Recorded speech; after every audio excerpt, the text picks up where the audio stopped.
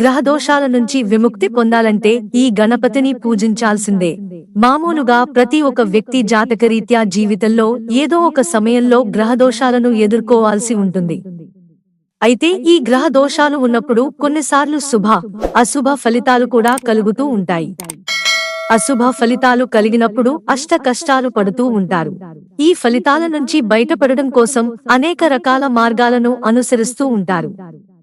మీరు కూడా అలా గ్రహ దోషాల నుంచి విముక్తి పొందడం కోసం ఏవేవో ప్రయత్నాలు చేస్తున్నారా? మీ జాతకంలో కూడా గ్రహదోషాలు ఉన్నట్లయితే ఈ వినాయక చవితికి విఘ్నేశ్వరుడిని పూజించాలట. మరి వినాయక చవితి రోజు గణేష్ ని ఎలా పూజించాలో ఇప్పుడు మనం తెలుసుకుందాం.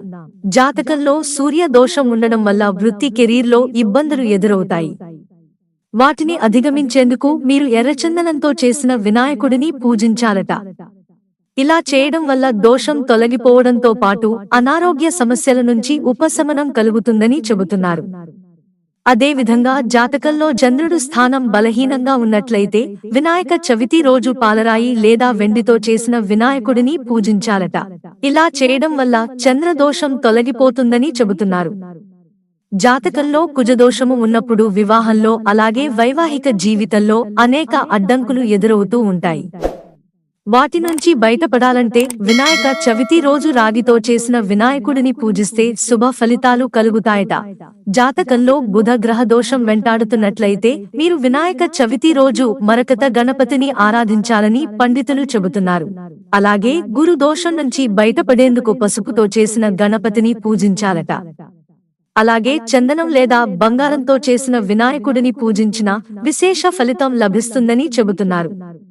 జాతకంలో శుక్రదోషం ఉన్నట్లయితే సంపద వృద్ధి తక్కువగా ఉంటుందట. ఆదాయ స్థాయిలు అనుకూలంగా ఉండకపోవచ్చని చెబుతున్నారు.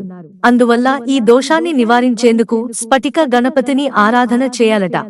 ఇక జాతకంలో శని దోషం ఉన్నట్లయితే నల్ల రాయిపై చెక్కిన వినాయకుని చవితి రోజు పూజించాలని చెబుతున్నారు.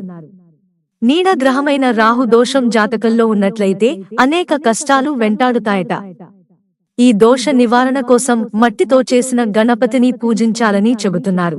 మరో నీడ గ్రహమైన కేతు గ్రహ దోషము జాతకంలో ఉన్నట్లయితే మీరు వినాయక చవితి రోజు తెల్ల జిల్లేడు పూలతో వినాయకుడిని పూజించాలి. ఇలా చేయడం వల్ల మీకు ఈ దోషం నుంచి ఉపశమనం కలుగుతుందని చెబుతున్నారు. మిత్రులారా, ఛానల్ సబ్స్క్రైబ్ చేసుకోవడం మర్చిపోకండి. ధన్యవాదాలు.